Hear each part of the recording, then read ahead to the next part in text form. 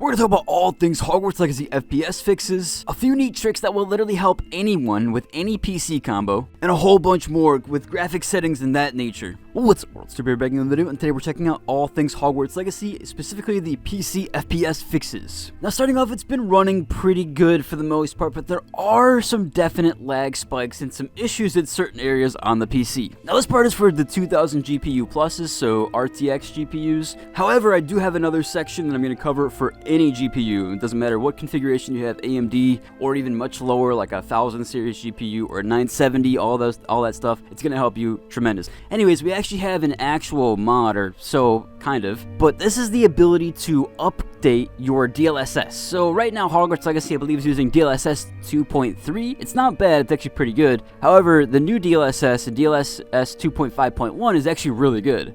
In fact, I got quite a big jump in FPS increase. I was at like around 80 to 90, sometimes hitting 100. And after updating, I was actually over 100. I think I was at like 108 and 110 FPS. And I'm at 1440p DLSS quality with mostly all high settings. So it's actually really nice, especially because I only have a 2070. So I don't have anything crazy. Now again, there is those lag spikes, and they still do happen with the new DLSS. However, your consistent and constant frame rate is going to be way better. Because I'm going to have two links down below, because the Nexus mod apparently got banned or deleted. And I was going to re-upload it, but it seems like Nvidia probably struck it down. So I'm going to give you two links down below on how to update your DLSS. The first one is a DLSS swapper. It's on the GitHub, and they're pretty simple to download. You just go to the top right, you hit code, and then you download zip, and then you can then update your DLSS that has the full list of instructions here. I've never actually used this way. I've always done manual. So the manual way is very simple. Again, we're going to go to this website here, and you're going to download the NVIDIA DLSS DLL 2.5.1 file. Once you have the zip file, then you can go ahead and open it, and then we're going to go ahead and navigate to our Steam folder, and specifically Hogwarts Legacy. And an easy way you can access your Hogwarts Legacy folder is by going to Hogwarts Legacy on Steam, right-clicking, hitting Properties, and then hitting Local Files and hitting Browse. That will take you exactly right to Hogwarts Legacy. However, I will have a little thing down below on how to kind of access it using your user files, because the location of your game in general might be in a different location. However, this should kind of direct you in the right direction. And again, you can also use that Steam trick. Now, once we have both the zip file and the folder for Hogwarts Legacy loaded up, we're going to have them side by side, and we're going to navigate into the engine folder, and then we're going to go to plugins, and then we're going to go to runtime, we're going to go to NVIDIA, we're going to go to DLSS, binaries, third party, Win64, and then we're going to go ahead and drag the DLSS file into that folder. Now, once you have everything lined up, go ahead and drag the zip file into the folder and replace that DLL. Now you should have DLSS 2.5.1, and it should improve your frame rate.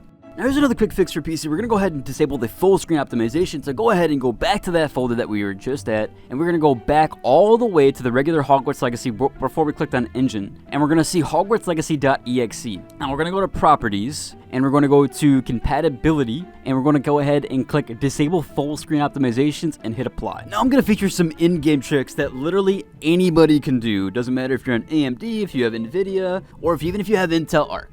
Now, this might not fix the frame rate issues entirely, because I'm going to go ahead and show you the trick, but it should do the job for at least a little while until you need to do it again. I noticed with a lot of PC ports, they have an issue with pop-in and things of that nature in the memory just not going away as far as that. So what you need to do is save your game. So wherever you're experiencing the frame rate issue, go ahead and save your game. Just do a manual save, overwrite whatever one you want.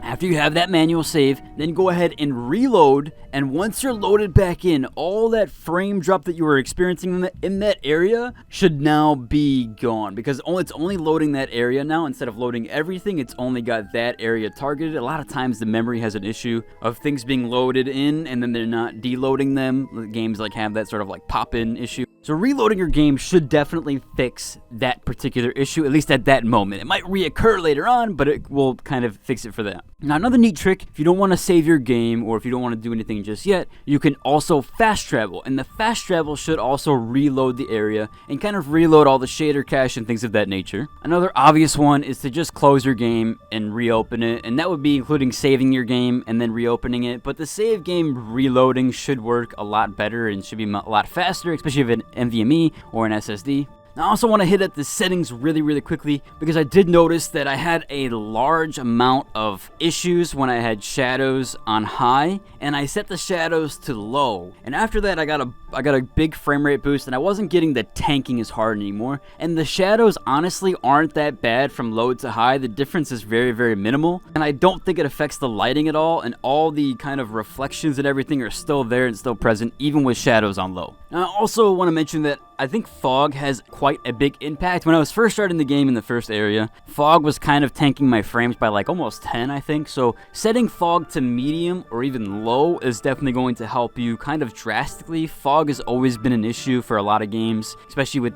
DLSS running and everything like that. It's not going to look good anyways. So you might as well lower it down a bit, and you should get quite a significant boost from that setting. Now, post-processing is also one of the settings that's been known to cause a lot of issues, so I would also possibly set that one down to medium or even low. Now, if you don't experience any frame rate fixes with this, then just go ahead and put your settings back to what they are. You do want to keep in mind that if you have a decent GPU and you're not hitting 90% on your GPU, then you should consider upping the settings, because you don't want it to be CPU load, you want it to be on your GPU. So you want it to be GPU load, and you want it to get it to close as 99%, 98% area as possible. And with NVIDIA, there is actually an overlay which you can do, and all you got to do is press Alt-R. If you have NVIDIA GeForce, then you should be able to load this up. Now, I do recommend getting GeForce. I don't know why you wouldn't have it. It's a great update driver, although I would use DDU, and it does pretty much everything for you. It can do settings and all this nature, so there's a lot of stuff, and there's like the shadow play, so you can basically watch footage back as far back as you want it and have it like an instant replay. But with that, then you can turn on experimental features, and once you have that, they should give you the performance mode, although performance mode might be encapsulated into the new one just in general without the experimental features. But then you can check your frame rate and tell exactly how high your frame rate is, what your temps are, your CPU percentage, your GPU percentage, and then you can navigate through all of that and kind of tailor your settings to fix and get to where you need to be so that you can get to a playable frame rate. Just a quick side note, I'm going to leave the links down below for the Nexus mod page and the Hogwarts Legacy modding Discord, as these are both going to help you for fixes, FPS fixes, for modding, all of that nature. There's a lot of discussion in there. A lot of people are talking about different fixes and stuff. This is going to be a little bit better than the regular Hogwarts Legacy Discord because there's so much stuff in there that you probably don't even want to see, or if you've been in that Discord, you know exactly what I'm talking about. And so this one is separated from all that, and so you can talk the actual game stuff, settings, mods, all that stuff, and it's all going to be posted there, so I'm going to leave that link down below. But this should be it for today's video, and if you enjoyed, I'd like a like and subscribe, and until the next one, deuces.